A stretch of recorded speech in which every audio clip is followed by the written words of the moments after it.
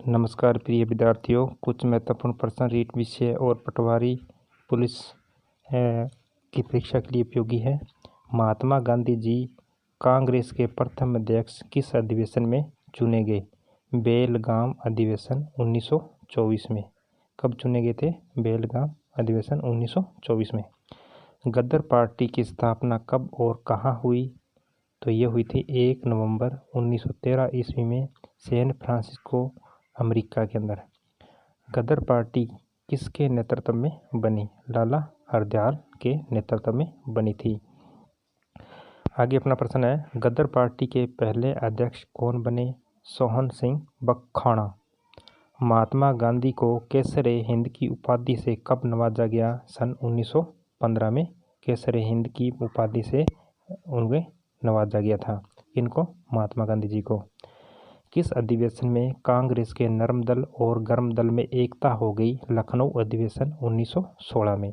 गर्म दल और नरम दल, एक तो नरम दल था जो यानी कि अंग्रेजों के सामने यातना वगैरह किया करता था, अपने यानी कि भिक्षा का दल भी कह सकते हैं, इसे भिक्षा मांगा करता, हमें ये कानून दे दे, हमें ये कह दो। एक गर्म दल था जिसमें 3 तिकड़ी ज़्यादा महत्वपूर्ण, 3 तिकड़ी इसमें शामिल थी।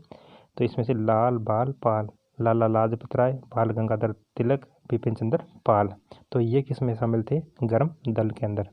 तो ये कब हुआ था? एक लखनऊ अधिवेशन 1916 में। ये इम्पोर्टेंट है, BBIP क्वेश्चन इसको मान लो, क्योंकि ये क्वेश्चन काफ़ी बार आता है second grade, first grade, third grade में भी। लखनऊ अधिवेशन 1916 ईस्वी में। मुस्लिम लीग और कांग्रेस ने मिलकर किस अधिवेशन में एक संयुक्त समिति की स्थापना की? तो ये की थी लखनऊ अधिवेशन में ही। स्वशासन के लिए बाल गंगाधर तिलक ने किस संस्था की स्थापना की? होम रूल लीग, मार्च 1916 ईस्वी में पूना में। ये थोड़ा सा ध्यान रखना आपको, दो क्वेश्चन आएंगे होम रूल लीग से संबंधित है। एनी बेसेंट ने होम रूल लीग की स्थापना कब और कहाँ की? सितंबर 1916 ईस्वी, मद्रास में। अगर आपसे पूछा जाए बाल गंगाधर तिलक ने कहाँ की, तो पूना में 1916 में, मार्च में। और अगर पूछा जाए एनी बेसेंट ने होम रूल लीग की स्थापना कहाँ की, तो ये की थी मद्रास 1916 में। कहाँ, कब की थी? सितंबर माह में। तो बाल गंगाधर जी बड़े थे तो वो पहले आएंगे, मार्च में आएंगे, और एनी बेसेंट छोटी थी तो वह बाद में आएगी। अर्थात इसको इस तरह से आपको याद रखना है अपनी एक माइंड में ट्रिक के माध्यम से। आगे क्वेश्चन है, एनी बेसेंट के नेतृत्व में स्थापित होम रूल लीग के प्रथम सचिव कौन थे? George Arundale. भर्ती करने वाला सार्जेंट किसे कहा जाने लगा? तो ये कहा जाता था महात्मा गांधी जी को। क्यों कहा जाता था? ये देखो क्यों का जवाब। क्योंकि प्रथम विश्व युद्ध के दौरान गांधी जी ने लोगों को सेना में भर्ती होने के लिए प्रोत्साहित किया था। आगे अपना क्वेश्चन है, साबरमती आश्रम की स्थापना किसने की? महात्मा गांधी जी ने। इस क्वेश्चन से सभी वाकिफ हो आप। महात्मा गांधी जी ने साबरमती आश्रम की स्थापना कब और कहाँ की? ये इम्पोर्टेंट है, 1916 में, अहमदाबाद में। तो साबरमती आश्रम के बारे में तो काफ़ी सुना आपने, आप इसको कर सकते हो कि ये साबरमती आश्रम की स्थापना है महात्मा गांधी जी ने की थी। लेकिन कब की थी? तो इसका जो वर्ष है वह आपको पता होना चाहिए। तो 1916 में। चंपारण आने के लिए गांधी जी को किसने प्रेरित किया था? चंपारण आने के लिए गांधी जी को प्रेरित किया था राजकुमार ने। बिहार के किसान नेता राजकुमार जी ने किया था। सत्याग्रह, सत्य के लिए आग्रह का सर्वप्रथम प्रयोग गांधी जी ने कहाँ किया? तो ये भी थोड़ा कन्फ्यूजिंग करने वाला क्वेश्चन है। दक्षिण अफ्रीका में। कैसे कन्फ्यूज होंगे? ये देखो, भारत में सत्याग्रह का सबसे पहले प्रयोग गांधी जी ने कहाँ किया? चंपारण, बिहार में। तो आपको इस तरह से देखो, या थोड़ा सा माइंड में सेट कर लेना इसको। अगर सत्याग्रह का सर्वप्रथम पूछे गांधी जी का प्रयोग, तो अफ्रीका में, दक्षिण अफ्रीका में सर्वप्रथम पूछे। अगर ये पूछे सत्याग्रह का सर्वप्रथम भारत में, अगर भारत में पूछा जाए, भारत लगा आ जाए अपने क्वेश्चन के अंदर, तो वो होगा चंपारण, बिहार। चंपारण का आंदोलन कब हुआ था? तो सत्याग्रह का प्रयोग किया था गांधी जी ने, तो ये कब हुआ था? 1917 में। चंपारण विद्रोह के कारण अंग्रेजों को कौन सी प्रथा समाप्त करनी पड़ी थी? 3 कटिया प्रथा, जहाँ 3 जो बीघा जमीन होती थी वहाँ नील की खेती करना किसानों को अनिवार्य था। इसका विरोध वहाँ के किसानों ने किया था। महात्मा गांधी जी ने पहली बार भूख हड़ताल किसके समर्थन में किया था? सबसे पहले भूख हड़ताल महात्मा गांधी जी ने कब और कहाँ और किसके समर्थन में की? तो कब की? 1918 ईस्वी में। कब का जवाब ये हो गया 1918। और कहाँ? अहमदाबाद। किसके समर्थन में की? मिल मजदूर थे, उनके समर्थन में की थी। 20 नंबर प्रश्न अपना, 1918 ईस्वी में महात्मा गांधी जी ने गुजरात के खेड़ा जिले में कौन सा आंदोलन चलाया था? खेड़ा जिले में कौन सा आंदोलन चलाया था गुजरात के? तो ये चलाया था कर नहीं देने का आंदोलन। रॉलेट एक्ट कब लागू किया? 19 मार्च 1919 को। ये BBPI क्वेश्चन है, काफ़ी VIP क्वेश्चन है, ये काफ़ी बार पूछा भी जाता है, तो इस क्वेश्चन को आप अच्छी तरह से माइंड में बिठा लीजिए। रॉलेट एक्ट कब लागू किया गया था? 19 मार्च 1919 को। 1919 है, ये ध्यान रखना, और मार्च का महीना था। 19 मार्च 1919 को। याद हो गया होगा आपको। रॉलेट एक्ट क्या था? रॉलेट एक्ट क्या था? बिना वकील बिना दलील का कानून, बिना अपील का कानून, बिना अपील बिना दलील और बिना वकील का कानून। तो ये ऐसा कानून था, देखो, ऐसा कानून जिसके तहत किसी भी संदेहास्पद व्यक्ति को बिना मुकदमा चलाए गिरफ्तार किया जा सकता था। उसके खिलाफ न तो कोई अपील होगी, ना कोई दलील होगी, ना कोई वकील किया जा सकता। इसलिए इसको क्या कहा जाता है? न बिना अपील बिना दलील बिना वकील का एक कानून था, और उस कानून को भारतीय लोगों ने काला कानून की संज्ञा दी थी। आगे का क्वेश्चन अपना, गांधी जी ने रॉलेट एक्ट के विरोध में देशव्यापी हड़ताल कब शुरू की थी? 6 अप्रैल 1919 को की थी। 6 अप्रैल 1919 को की थी। जलियांवाला बाग हत्याकांड कब हुआ? 13 अप्रैल 1919 को। 13 अप्रैल यानी बैसाखी के दिन, और जो 1919 का वर्ष था। आगे ये क्वेश्चन बनता अपना, जलियांवाला बाग हत्याकांड कहाँ हुआ? जलियांवाला बाग हत्याकांड कहाँ हुआ? तो ये पंजाब में हुआ था, पंजाब के अमृतसर में। ये आपको याद रखना है। जलियांवाला बाग हत्याकांड का नेतृत्व किसने किया? तो इसका नेतृत्व किया था जनरल डायर ने। इसका नेतृत्व किया गया था जनरल डायर द्वारा। आगे का प्रश्न अपना, जलियांवाला बाग हत्याकांड के पीछे वजह क्या थी? तो वजह यानी कि कारण क्या था? डॉक्टर सतपाल और सैफुद्दीन किचलू की गिरफ्तारी के विरोध में हो रही जनसभा पर जनरल डायर ने अंधाधुंध गोलियां चलाई।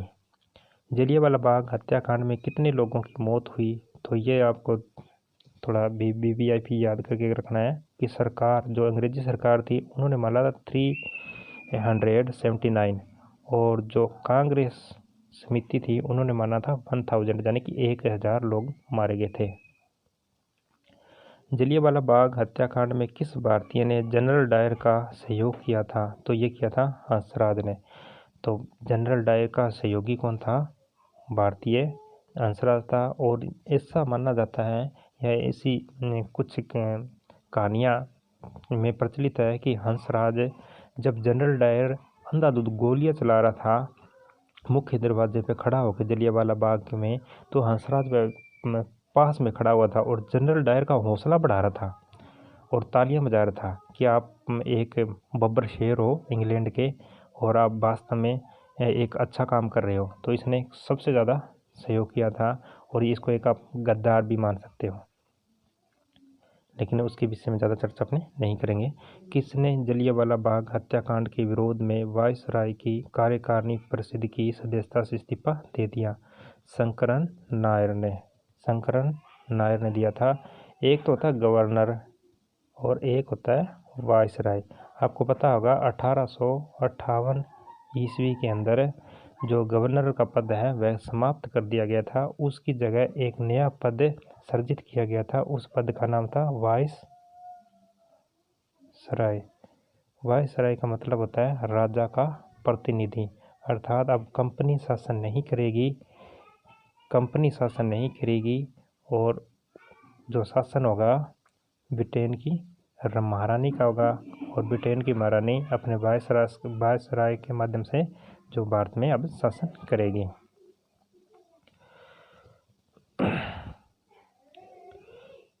आगे का क्वेश्चन अपना, किसकी अध्यक्षता में ब्रिटिश सरकार ने जलियांवाला बाग हत्याकांड की 8 सदस्यीय जांच समिति गठित की थी? लॉर्ड हंटर की अध्यक्षता में की थी।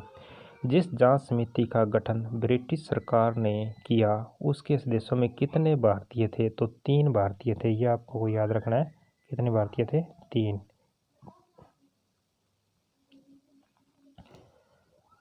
कांग्रेस ने किसके नेतृत्व में जलियांवाला बाग हत्याकांड की जांच के लिए आयोग की गठित की? तो ये किया था मदन मोहन मालवीय। इस आयोग के अन्य सदस्यों में मोतीलाल नेहरू और गांधी जी भी थे। इसमें अगर सदस्य पूछें कौन कौन थे तो मदन मोहन मालवीय, मोतीलाल जी नेहरू और महात्मा गांधी जी।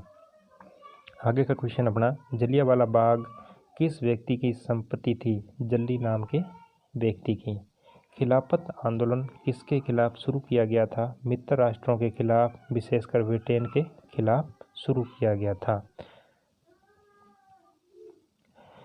खिलाफत आंदोलन किसके समर्थन में किया गया? तो ये टर्की के खलीफा के समर्थन में भारतीय मुसलमानों ने आंदोलन शुरू किया था, जिसमें महात्मा गांधी जी ने भी इनका सहयोग किया था। पूरे देश में खिलाफत दिवस कब मनाया गया? तो 19 अक्टूबर 1919 को। ये भी वीवीआईपी कर लो आप इसको, वीआईपी क्वेश्चन है, काफ़ी आता है। पूरे देश में खिलाफत दिवस कब मनाया गया? 19 अक्टूबर 1919। इसमें भी 1919 लगा हुआ है, ये याद रखना आपको। हिंदू और मुसलमानों की संयुक्त कॉन्फ्रेंस की अध्यक्षता महात्मा गांधी ने कब की? अब ये भी इम्पोर्टेंट क्वेश्चन बनता है। क्यों बनता है? क्योंकि ये जो सांप्रदायिक सद्भाव की ओर इंगित करता है महात्मा गांधी जी को। हिंदू और मुसलमानों की संयुक्त कॉन्फ्रेंस की अध्यक्षता महात्मा गांधी जी ने कब की? तो ये की थी 23 नवंबर 1919 को। 23 नवंबर 1919 को। हिंदू और मुसलमानों की संयुक्त कॉन्फ्रेंस की अध्यक्षता महात्मा गांधी जी ने कब की थी? ये दोबारा आ गया 23 नवंबर 1919 को, दोबारा प्रिंट हो गया, कोई बात नहीं, एक बार और रिवीजन हो गया आपका। असहयोग आंदोलन कब शुरू किया गया था? तो ये असहयोग अर्थात उनका सहयोग नहीं करना। किनका सहयोग नहीं करना? अंग्रेजों का। तो ये आंदोलन कब शुरू किया गया था? ये शुरू किया गया था 1 अगस्त 1920 को। एक बार फिर से याद रखिए, कब शुरू किया गया था? 1 अगस्त 1920 को। रॉलेट एक्ट, जलियांवाला बाग कांड और खिलाफत आंदोलन के उत्तर में गांधी जी ने कौन सा आंदोलन शुरू किया था? असहयोग आंदोलन, जो अभी पीछे पड़ा था अपने, कब शुरू किया था? 1920 में। भारतीय राष्ट्रीय कांग्रेस ने असहयोग आंदोलन की पुष्टि किस अधिवेशन में की थी? पुष्टि किस अधिवेशन में की थी? दिसंबर 1920 ईस्वी के नागपुर अधिवेशन में की थी। एक बार फिर से देख लो इस क्वेश्चन को, ये इम्पोर्टेंट क्वेश्चन है। भारतीय राष्ट्रीय कांग्रेस ने असहयोग आंदोलन की पुष्टि किस अधिवेशन में की थी? तो ये की थी दिसंबर 1920 ईस्वी के नागपुर अधिवेशन में की थी। तो ये था अपना अंतिम प्रश्न, और उसके बाद अपना आएगा सिंधु घाटी सभ्यता का दूसरा भाग, और पहला भाग मैं पहले से वीडियो इसमें अपलोड कर चुका हूँ। कुछ महत्वपूर्ण प्रश्न थे और आप इसको 1-2 बार वीडियो को देखिए, आपको जितने याद हो जाएंगे। और रीट, भर्ती और सामान्य ज्ञान में काफ़ी महत्वपूर्ण प्रश्न है ये। नमस्कार।